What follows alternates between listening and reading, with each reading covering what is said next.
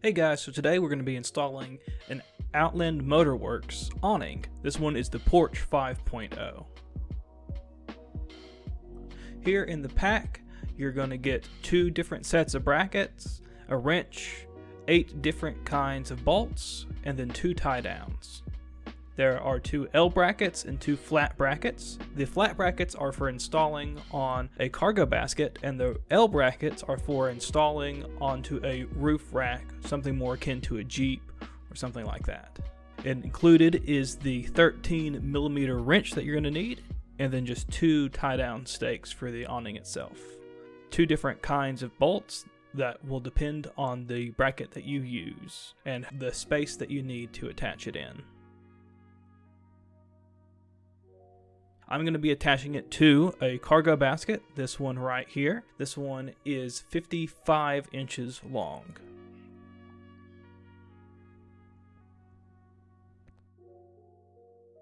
On the back of the awning, there is this aluminum rail. There is a upper section and a lower section depending on how elevated you need your awning to sit, either on your roof rack or on your cargo basket.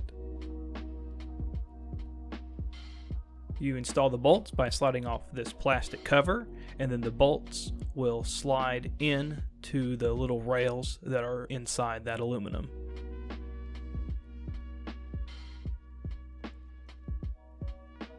And then you can see this flat bracket that I'm using just goes right on top. You can adjust the bolts wherever you need them to be on the awning. And then use the included nuts to attach the bracket and hold it secure. Here I have temporarily mounted it onto my cargo rack with a little bit of rope.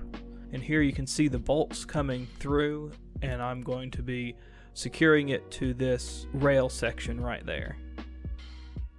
I've got that bracket installed, the washers go on next, and then the provided nuts.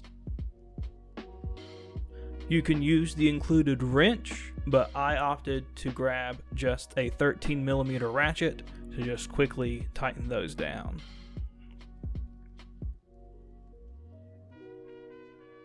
And that's them all the way tightened down. You can see how secure they are on that one.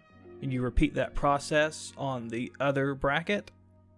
And that's all it takes to install an Outland Motorworks Porch Series awning.